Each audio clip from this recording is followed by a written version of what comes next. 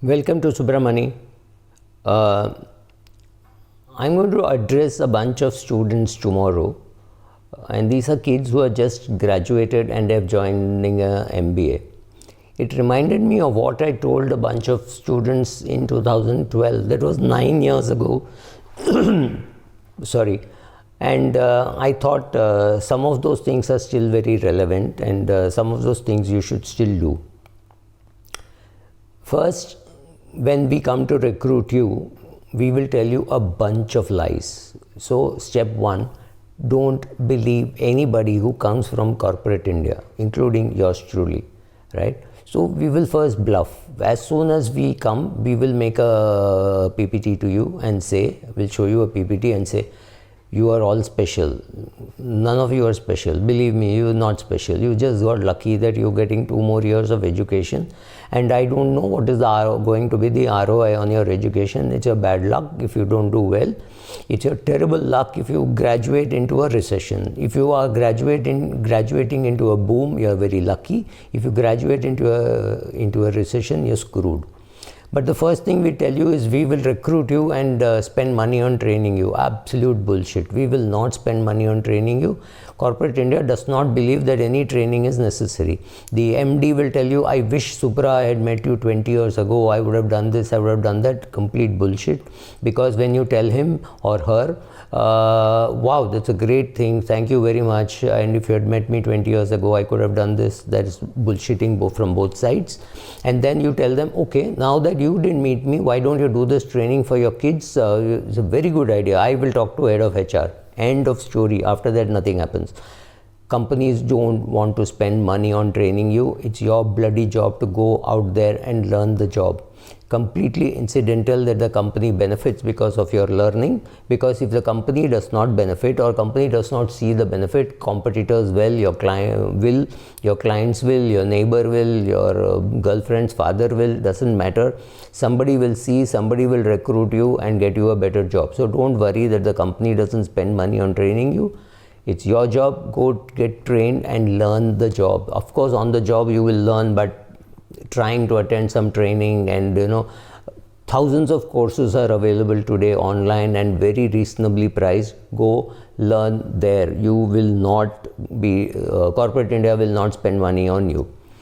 Another lie which we will tell you is to tell you that we were very focused when we were young. We were lucky. We were not focused. We just didn't know what was going to happen.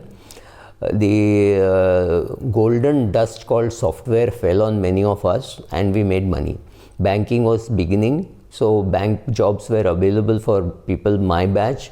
10 years earlier to me, or even my batch was not so lucky, but say 10 years later than me, they were lucky because new banks like HDFC Bank and ICICI Bank were recruiting, so chartered accountants had a heyday. But when we graduated, there were opportunities available, but no, we were not focused, we were lucky.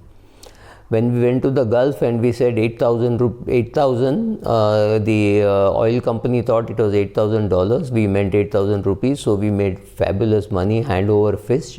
All those who went to the Gulf sometime in the 70s, 80s and even 90s made money that way. Yes, we got lucky there also.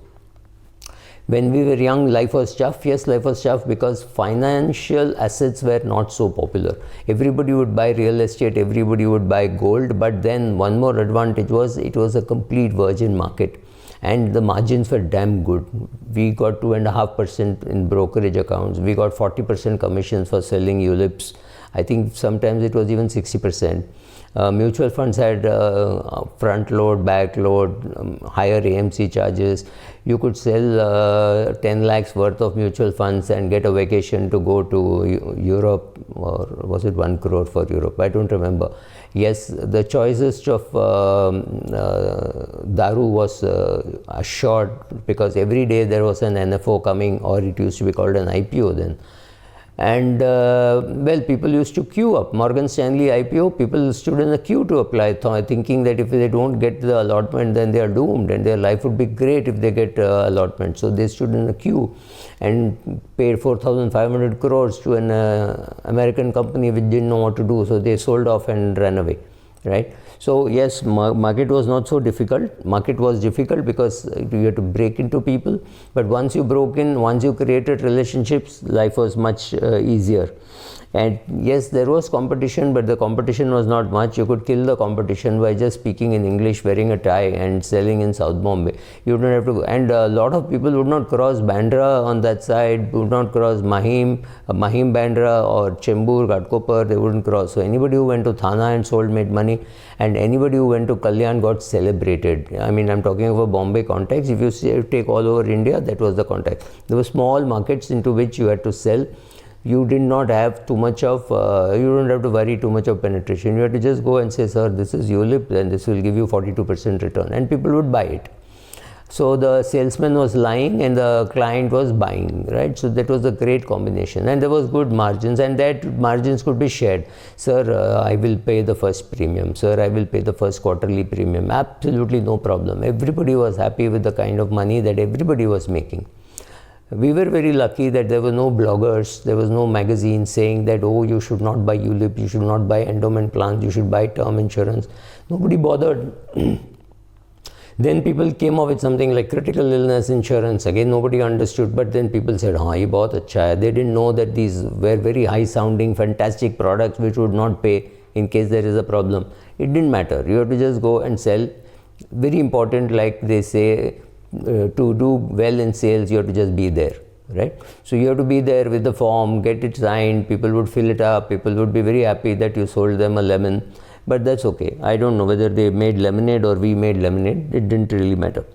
Our generation had, we will come and tell you that we had fantastic integrity in our generation.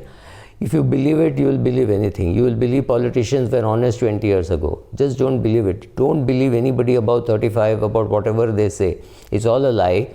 What happens, the human mind goes and cleans up all our problems of the past. So if I had problems in school, if I had problems in college, if I had problems in my first job, my mind beautifully, my brain cleans up all that, and then we say, good old days, it was so great. It was not so great. Life was tough. When we were in school, it was even worse. Then it improved. We had to stand in queue to buy things and all that. So lot of our frustrations will come out on you and say, in our days it was not so tough. Bad luck. Your father was not a rich man, so you had to go to school by school bus, or even worse, you have to walk. And then today everybody has a car, so the kid goes to school in a car, and the father says, in our times we had to walk. Bad luck, boss. Kids are not going to walk. Kids are going to take a Bajaj moped, three-wheeler, or they're going to take an Hyundai car, or they're going to take an Indica car, Ola, Uber, something like that. So at least understand what shares to buy, right? So buy shares of products which clients are, which these kids are using, which means all your friends are using. At least understand all that. Simple products are available. Make sure that you have adequate term insurance. Make sure that you have repaid the loans which your father has taken. If your father has taken from the provident fund to pay for your education, by all bloody means you will repay that. And stop comparing yourself to your friends. You don't know their status, right? At least in school you know that you're both from the same status, but in college you have no clue. So don't keep on pretending, oh, that guy is spending, so I'll spend. Maybe his father is a multi-millionaire, right? Your father is not. Your father is a senior officer in the bank, that too a PSU bank. He doesn't have enough cash for you to burn. So be careful about that. Have adequate medical insurance. Don't depend on medical insurance given by your company. Companies can just change their mind. Tomorrow they will say, oh, business is not doing well, medical insurance band kar do. Don't trust corporate India. You've trusted corporate India with your life, with your job, that's fine. And don't have to trust them on some small and important matters like medical insurance. And some of us will even come and tell you that we had integrity and ethics which your generation lacks. Complete bullshit. All of us found it convenient to lie whenever we wanted. Sometimes we couldn't lie, therefore we were very honest. But with time, what has happened is, now I realize that being honest has huge advantages. At least I don't have to tell somebody it's a pleasure meeting you. When you're financially independent, you can choose with whom to work, how much to work. So aim for financial independence. That is something which you must do. Be very careful where you are investing, because I don't want to say put money in an index fund. If you're 23 years of age, index fund is not for you. 23 to 32, experiment with life, invest in experiences, travel backpack to Europe, invest in a friend's startup, put your time, effort and money into the friend's startup. If it does well, he may throw you out. If it does badly, you've lost money, but you've not lost experience, right? So I told a young entrepreneur who had just shut down one business, I said, this is a fantastic investment you've made. You've spent a couple of crores, maybe belonging to other people, maybe 10 lakhs of your own money, but this is much better than the MBA degree which you guys are going to get next week, right? So understand all this. See, if somebody comes and tells you you're good for nothing, be very happy. At least he's the only guy who's telling you the truth, because everybody has told you you're special. Your mother told you you're special, your school teacher told you you're special, your college told you you're special. The world will not say that. The world will kick you on your butt and make you work. It does not care what is your age, it does not care what is your gender, it does not matter at all. If you're a girl, learn to work late. Don't say, I'm a girl, I need to go home. That doesn't work. If you are come here to make a career, work and work. There is nothing. I mean, you start work at 9:30 in the morning and go on till 11:30. That is the norm. You will have to work hard. You are in India. You're not in Australia where you can get up at 5 o'clock and say, I'm going for a swim. Does not happen in corporate India. Work-life balance is a fantastic term that your HR will tell you, but it does not mean anything. ऐसा कुछ नहीं होता है. Your boss will make you slog. If your boss does not recognize you, don't worry. Somebody else will recognize. Your competition will recognize. Somebody will recognize. Don't worry at all. Shram Safalya holds. If you put in the Shram, you will have the Safalya. Don't have to worry about that. Learn what whatever you're interested in, go and work. If you're interested in the film industry and you want to do something in the film industry and you have your dream job coming up, work for it. If you don't get it, still go and offer yourself at half the salary, quarter salary, zero salary, does not matter.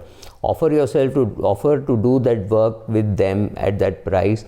If you are passionate about it and you want to make a career owning the business there. If you're going to be in service, better you stick to your, I will work only in merchant banking, I will not work here, that kind of stick to it. Because if you really come down too much on quality, then you will get priced very badly, you will never be able to make it up. So spend 6 months doing nothing, that's okay. Or if you can get into some top 4 consulting, that's again nice. But I don't know whether they come to every college. I don't know whether they'll come to your college. But yes, that's a good place to start. Don't worry about what people above 35, 40 tell you. They don't really know. I don't really know what happens in technology, because if somebody has to change the font in my phone, I ask my daughter, please change the font, right? So we are all technologically challenged. We don't know what's happening. So when we talk to you about technology, about anything, you just ignore us, because we are, at least I am a dinosaur. So yes, it is useful to learn technology and teach technology, because when you teach, you learn even better. So well, some of these things. Apart from this, what I would like to say is start investing. Wherever you want to invest in an index fund. If you don't want to invest in education, invest in a friend startup. That's a great experience. Stop comparing yourself with your friends. It does not serve any purpose, right? Your friend may be very different from you. She may want to be making a career somewhere else. She may want to go abroad and study further. Don't compare the route that she is taking with the route that you are taking. Maybe she is from a richer society class, so she may not use her education at all. She may do something else. Or there could be a guy who is just come here for 2 years of time pass, and then he wants to go to his father's business. So don't compare yourself to him and her and make your life miserable. You lead your life, and suddenly in life you will realize that it is only against yourself that you are competing. So don't bother too much about what others think that you should be doing. Creating a safety net for you is very useful. If your parents are in Mumbai and you're working in Delhi or in Bangalore, create a safety net for yourself, because they can't be there to help you. They can't send you the cash. You need to know how to access your father's cash in case of an emergency. If he has given you a credit card or something like that by which you can access his cash. So that, but apart from that, build up your own cash balance. That is very important. the word ROI, return on investment, is very important. So wherever you're investing, even when you're putting in your effort, see what is the return that you get on your effort. You joining a Toastmaster, very good way to go and do a speech. But the fact that you have invested money, you will not get any return. You have to go and derive the return, right? That is very important. Investing is easy. I can pay money for my daughter to join Toastmaster. She has to go there, participate, talk and learn. So I keep saying this, everything that you get will have a price. The question is, do you know how to derive value from it? You can buy a 1.25 lakh phone, but do you know how to derive value from it? Can you shoot videos? Can you use it? Can you charge for it professionally? Then it is worth it. If you're just going to do WhatsApp and SMS, I mean SMS is perhaps dead except for OTP, you don't deserve such a phone. It's not the price of the phone, it's the value that you can derive that's the problem. So ROI is important. Start investing small amounts, doesn't matter. 500 a month, 1000 rupees a month, 2000 rupees a month, doesn't matter. Look at this book. Everybody looks at this book and says retire rich. But look at that blurb there. It says invest rupees 40 a day. Start investing. That's important. So wherever you are investing, if you don't know where to invest, index fund, or sit and learn where to invest, then pick up a large cap fund, mid cap fund, small cap fund, or invest in a friend's startup. Any of these things are good.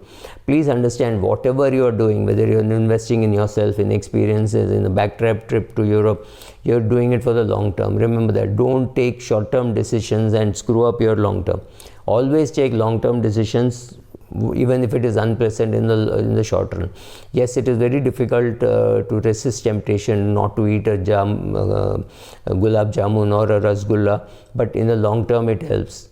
Because 30 seconds of pleasure or 10 seconds of pleasure in the mouth and 30 years on your waist, that's the impact that sweets can have, right? So be careful about what you're eating. Learn to understand labels, or labels on food and labels on financial products. Both are very toxic. Be very careful what you're doing.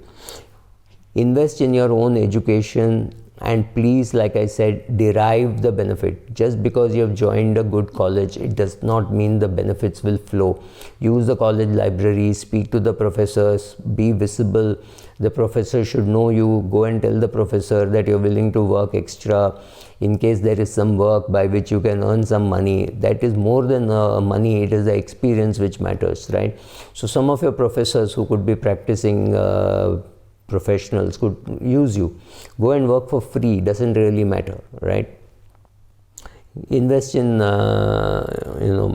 understand the big picture, what is happening in the world, in the economy, in the company, all that, because only then you will get a real view of what work you are doing, what you should be doing, and how you are adding value to it, right?